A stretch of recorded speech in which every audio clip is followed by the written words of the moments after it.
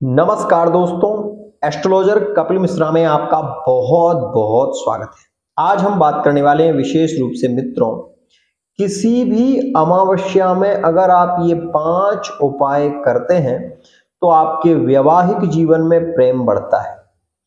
अगर आप ये 5 उपाय अपने घर में करें तो आप ये देखेंगे कि विशेष रूप से पारिवारिक स्थितियों में सुधार होगा, प्रेम संबंधों में मधुरता आएगी और रोग और ऋण से आपको मुक्ति मिलेगी।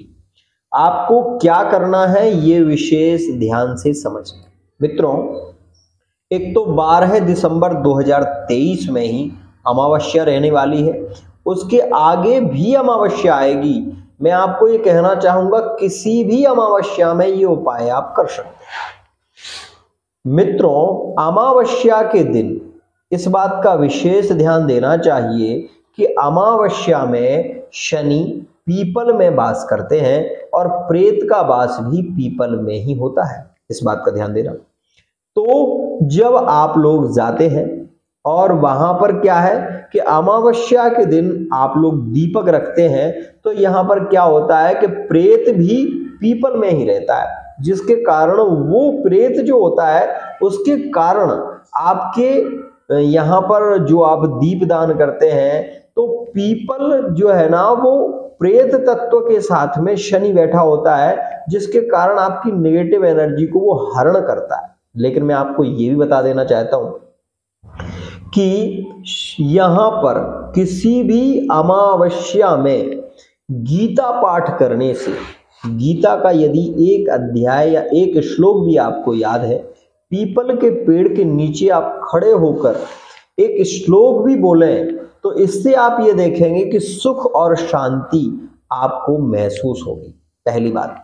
दूसरी स्थिति जो कि बहुत ही अद्भुत है मित्रों, अमावस्या में 7 बजे से लेकर 12 बजे के बीच में अगर आप अपने घर में 5 लौंगे और कपूर जलाते हैं, जलाने के बाद वो कपूर की जो राख है उसको आप अपने घर के द्वार पर छोड़ देते हैं, तो आपके घर में प्रेम बढ़ता है, मधुरता आती है और साथ ही साथ आप ये भी देखते हैं कि रोग और ऋण से आप मुक्ति पाते हैं।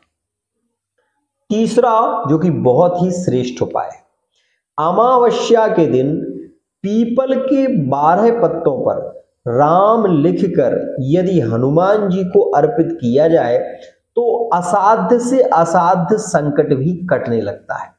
मान लीजिए कि आपने किसी से धन लिया है, उसको आप चुकाने में सामर्थ्यवान नहीं हो पा रहे हैं, तो ऐसी स्थिति में पीपल के 12 पत्तों पर आप राम राम लिखकर और हनुमान जी को अर्पित करें तो आप रोग और ऋण दोनों स्थितियों से मुक्त हो जाते हैं।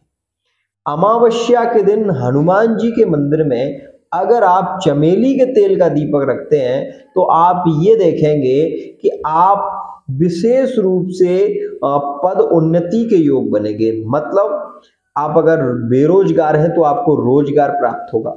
अगर आपका कोई काम नहीं बन रहा है, ये प्रैक्टिकल कर लेना, अगर आपका कोई काम नहीं बन रहा है और उसमें बहुत ज्यादा बाधाएं आ रही हैं, तो आप हनुमान जी के मंदिर में किसी भी अमावस्या में चमेली के तेल का दीपक रखना और इस चौपाई का निरंतर पाठ करना।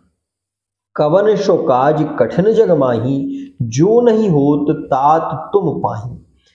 अब बात कर लेते हैं प्रेम संबंधों में मधुरता के लिए कौन सा उपाय अमावस्या में किया जाए। मित्रों, अगर आप किसी से बहुत ज्यादा प्रेम करते हैं और वो व्यक्ति आपको इग्नोर कर रहा है या उसने आपको ब्लॉक कर दिया है, तो ऐसी सिचुएशन में आप माँ भगवती भद्रकाली की उपासना कर सकते हैं। इस दिन आपको एक मीठा पान और विशेष रूप से 5 प्रकार की मिठाई का प्रसाद यदि आप माँ कात्यायनी के मंदिर में अर्पित करते हैं तो 100% आपके पार्टनर के मिलन के योग बनने लगते हैं। एक और खास बात मित्रों, विवाह में समस्या आ रही हो, विवाह नहीं हो पा रहा हो और वैवाहिक की स्थितियां बार बार बिगड़ रही हो, किसी को आप पसंद करते हैं, वो व्यक्ति भी आपको पसंद करता है, लेकिन विवाह की रुकावट परिवार वाले बने हो, तो तो ऐसी स्थिति में आपको प्रत्येक अमावस्या में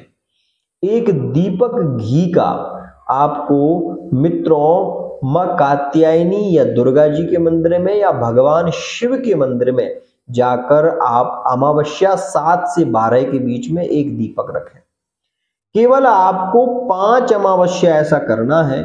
आप ये देखेंगे कि आपके विवाह के जो योग है वो बहुत तीव्र हो जाएंगे और परिवार के जो लोग आपके नेगेटिव खड़े हुए हैं, जो आपके पक्ष में नहीं है, वो व्यक्ति भी आपके पक्ष में आपका सपोर्ट करना शुरू कर देंगे। मित्रों, यह एक अद्भुत उपाय है।